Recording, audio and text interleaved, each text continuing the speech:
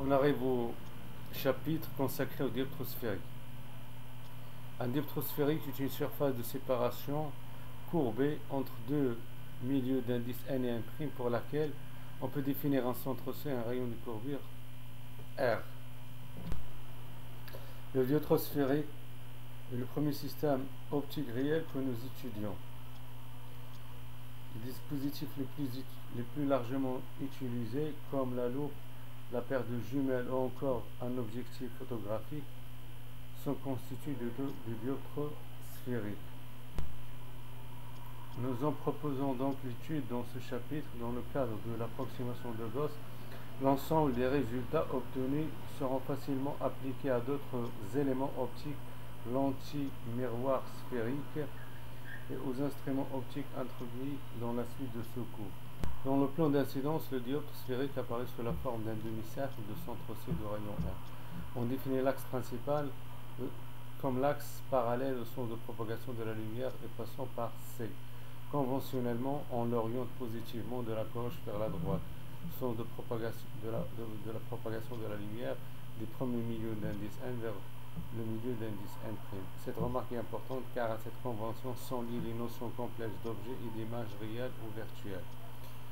Sur cet axe orienté, on prend comme origine le sommet du dioptre noté S.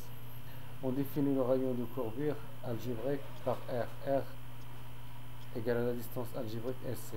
On peut noter que seules deux configurations géométriques sont possibles, suivant le signe de R. Si R est supérieur strictement à 0, un rayon incident va rencontrer une surface bombée. Si au contraire, le rayon rencontre une surface en creux, le dioptre sera concave. Suivant les valeurs relatives des indices de réfraction n et n', et suivant le signe des rayons de courbure, on a les quatre configurations schématisées sur les deux figures ci-dessous. Ces quatre configurations possibles conduisent à séparer les dioptres en deux catégories, les dioptres divergents et convergents. On a tracé schématiquement dans chaque cas le rayon réfracté. Dans un système convergent, un rayon se rapproche toujours de l'axe principal. Au contraire, il s'en éloigne toujours lorsqu'il traverse un système divergent. Ainsi, le caractère convexe ou concave ne suffit pas à définir complètement un dioptre. En effet, il existe des dioptres convergents convexes ou concaves. On considère par la suite uniquement les rayons incidents par axiaux afin de travailler dans l'approximation de Gauss. Dans ce cas, pour bien révéler les constructions, on emploiera les systèmes de la figure 32 pour les différentes configurations possibles de dioptres. La relation de conjugaison, à quoi ça sert? En effet, la position de l'image A' et sa nature en conséquence d'un objet A dépend complètement de la position de l'objet A. La relation de conjugaison permet de déterminer la position de A' à partir de celle de A. Nous proposons tout d'abord de l'établir pour un dioptre convexe convergent. La démonstration pour un dioptre divergent est donnée un peu plus loin. Donc on va considérer une source lumineuse située par exemple à gauche d'un dioptre sphérique. Émet des rayons de faible incidence par rapport à la normale au dioptre. On est dans le cadre de l'approximation de Gauss. Le dioptre sphérique, comme tout bon instrument optique, fournit de cet objet une image A' fidèle à l'objet. Comme pour le dioptre plan, cette image est définie par l'intersection de rayons lumineux ou de leur prolongement. A' réel et virtuel selon la nature des rayons qui forment cette image. Les formules établies reliées entre elles des quantités algébriques. Il est donc nécessaire d'orienter les angles dans cette discussion. Les angles introduits dans ces démonstrations sont des angles orientés, définis soit par rapport à l'axe principal, alpha, alpha, prime, oméga, soit par rapport à la normale au dioptre en I et R. Avec la convention habituelle, tous les angles orientés dans le sens direct inverse de celui des aiguilles d'une montre seront donc précédés dans les formules des signes plus et des signes moins dans le cas contraire. Notons que ce choix d'orientation est arbitraire et n'influe pas sur le résultat final. Considérons deux rayons particuliers issus de l'objet A qui est réel. Le premier, c'est celui qui se propage avec une incidence nulle. Il est sur l'axe principal horizontal et non dévié après la traversée du dioptre. Le deuxième fait en I un angle d'incidence I avec la normale au dioptre sphérique. Il est réfracté et l'on note R l'angle de réfraction avec la normale en I. Il s'agit d'un dioptre convergent. Les deux rayons se coupent physiquement sur l'axe en A', qui est l'image réelle de A. En posant P égale à la distance algébrique SA et P' égale à la distance algébrique SA', on repère les positions de l'objet A et de son image A' par rapport au sommet du dioptre. Comme l'objet est réel, situé à gauche du dioptre, P est négatif. La construction donne pour l'exemple choisi une image réelle située à droite du dioptre avec P' positif. Dans le cas de l'approximation de Gauss, les angles définis sur la figure 33, alpha et alpha prime oméga, sont petits au lieu de la relation de même I et R. Au lieu de la relation de Snell-Descartes, on utilisera donc la loi de Kepler. Considérons le triangle IAC. La somme des angles égale à pi, on a alpha plus pi moins I plus moins oméga égale à pi, d'où I égale à alpha moins oméga. Pour le triangle ICA', on a moins alpha prime plus R plus pi moins oméga égale à pi, d'où R égale à alpha prime moins oméga. La relation de Snell-Descartes écrite au point I est réduite à l'équation de Kepler et devient N I égale à N', on remplace I et R par leur valeur, on aura N facteur de alpha moins oméga égale à N' facteur de alpha prime moins oméga. Dans le cas de l'approximation des petits angles, on peut confondre H et S et assimiler les tangentes aux angles correspondants. Donc on a alpha égale à tangente de alpha égale à la distance algébrique HA sur AH. AA c'est la même chose que AS parce qu'on peut confondre H avec S. Et on sait que P égale à SA. Donc au final, on a alpha égale à HI sur moins P. Pour alpha prime, on a tangente alpha prime égale à HI sur A prime H, qui est la même chose que HI sur A prime S, qui est égal à finalement HI sur moins P prime. Pour oméga, qui est égal à tangente de oméga égale à HI sur CH, égale à HI sur CAS, R égale à SC, donc au final, on aura HI sur moins R. Donc si on remplace tout dans l'équation des Kepler, on aura N facteur de 1 sur P moins 1 sur R égale à N' facteur de 1 P' moins 1 sur R. Cette relation fondamentale qui relie les positions d'un objet A et de son image A' est appelée la relation de conjugaison des dioptres sphériques. On peut la réécrire sous la forme suivante: N' sur P' moins 1 sur P égale à N' moins 1 sur R. Relation de conjugaison, étude d'un dioptre convexe divergent. On a positionné à nouveau un objet A sur l'axe principal et détermine la position de son image A' à partir de la construction de deux rayons particuliers. Les angles alpha, alpha prime et oméga sont également orientés de façon arbitraire et l'on travaille dans l'approximation de Gauss. Dans les triangles A et A' et C, on écrit que la somme des angles orientés égale A. Donc pour le triangle A et A', on a alpha plus pi moins alpha prime plus R moins I égale à pi, d'où alpha moins alpha prime égale à I moins R. Donc le triangle A'IC, on a alpha prime plus pi moins R plus moins oméga égale à pi, d'où alpha prime moins oméga égale à R. Donc si on somme ces deux équations, on aura I égale à alpha moins oméga. À partir de la relation de Snell-Descartes, la loi de Kepler, on a N alpha moins oméga égale à N' facteur de alpha prime moins oméga. Cette relation est identique à celle obtenue pour le dioptre convergent, ce qui va conduire au même résultat final, c'est-à-dire à la même relation de conjugaison. On remarque que dans cet exemple, alpha A est réel et A' est virtuel, car P est inférieur à 0 et P' est également inférieur à 0.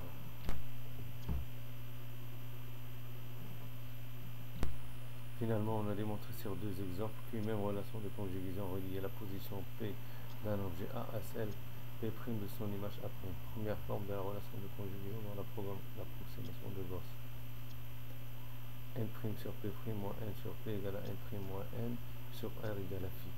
On dit alors que l'objet A et son image A' sont conjugués l'un de l'autre. La quantité phi égale à N' moins N sur R s'appelle la divergence du dioptre. On l'appelle parfois puissance. Son unité est la dioptrie égale à 1 mètre moins 1 et notée delta. La vergence est une grandeur algébrique qui caractérise les propriétés de focalisation d'un système optique. La vergence phi est positive pour un dioptre convergent, négative pour un dioptre divergent. On peut appliquer cette relation à ce dioptre sphérique. Le dioptre plan n'étant qu'un dioptre sphérique de rayon de courbure infime. Donc si R tend vers l'infini, on remplace donc cette expression et on retrouve P' égale 1' sur NP. Donc, qui rappelle l'équation qu'on a retrouvée pour le nageur qui regarde un objet terrestre parasol depuis le fond de la piscine. Analyse de la relation de conjugaison. La relation de conjugaison établie précédemment donne par exemple la position de l'image en fonction de celle de l'objet. Il peut s'écrire P' égale à N' fois P sur N plus P. Si l'on trace P' en fonction de P, on obtient une hyperbole équilatérale qui permet de prévoir et de comprendre l'évolution de la position de l'image A'. L'allure de l'hyperbole dépendant fortement de phi, nous avons effectué ce tracé pour un dioptre convergent phi supérieur à 0 et pour un dioptre divergent phi inférieur à 0. Nous appellerons par la suite cette hyperbole la caractéristique des dioptres. N et N sont des constantes positives. Phi peut être une constante positive ou négative. Selon que le dioptre est convergent ou divergent, il n'est cependant pas nécessaire de connaître leur valeur numérique pour discuter les valeurs du P. Donc soit h de x égale à n' fois x sur n plus x, phi avec x égale à p, calcul de la dérive. La dérive évidente, h' de x égale à n' fois n sur, entre parenthèses, n plus x phi, le tout au carré. La fonction h de x est donc toujours croissante, quel que soit le type de dioptre utilisé. Cette propriété exprime le fait que si P augmente, P' augmente aussi. Par exemple, si l'objet se rapproche du dioptre par la gauche, l'image s'enligne vers la droite. Étude des asymptotes. À la limite, lorsque x tend vers plus ou moins l'infini, de h de x égale à n' sur phi égale à f'. La courbe présente une asymptote horizontale quand x tend vers plus ou moins l'infini et la fonction tend vers les valeurs que nous notons f' pour focale pour des raisons que nous exposerons plus loin. Par ailleurs, quand le dénominateur tend vers 0, la fonction tend vers l'infini. Ceci signifie que la courbe présente une asymptote verticale d'équation x égale à moins n' sur phi égale à f. Pour les tracés,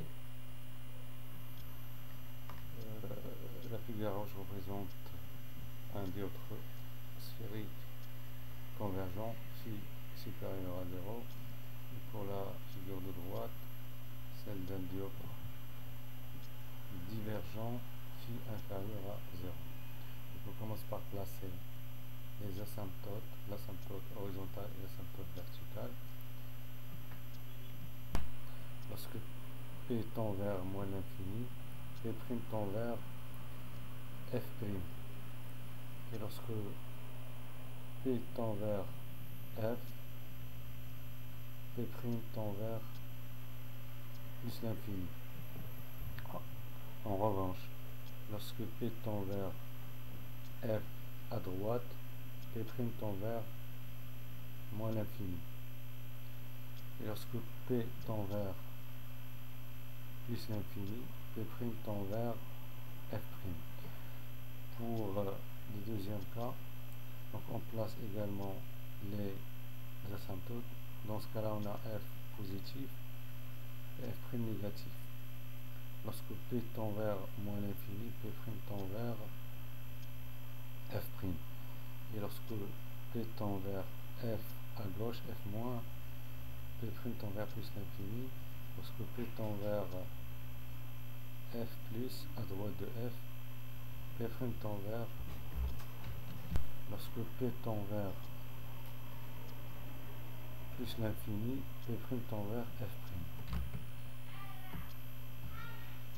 Maintenant, représentation des différentes possibilités offertes par un dioptre sphérique convergent ou divergent. Donc pour la colonne de gauche, ça représente un dioptre convergent, la colonne de droite, un dioptre divergent. Donc on commence par tracer les différentes positions de l'objet. Un objet peut occuper trois positions. Donc entre moins l'infini et F, le foyer objet, on a P négatif, donc c'est un objet qui est réel. Également, lorsque P est compris entre F et S, c'est un objet réel. Le troisième et dernier cas, lorsque P est supérieur strictement à 0, il s'agit d'un objet qui est virtuel. Pour le premier cas, on a une image qui est réelle, sa position est comprise entre F' et plus l'infini. Pour le deuxième cas, on a une image qui est virtuelle et sa position est comprise entre moins l'infini et S. Pour le dernier cas, on a une image qui est réelle, sa position est comprise entre S et F'. Donc pour le dioptre sphérique divergent, également trois positions pour la position de l'objet, entre moins l'infini et S, un objet réel, entre S et F, objet virtuel, entre F et plus l'infini, objet qui est virtuel. Pour le premier cas, on a une image qui est virtuelle avec une position comprise entre F' et S. Pour le deuxième cas, on a une image qui est réelle avec une position comprise entre S et plus l'infini. Et pour le dernier cas, on a une image qui est virtuelle avec une position comprise entre moins l'infini et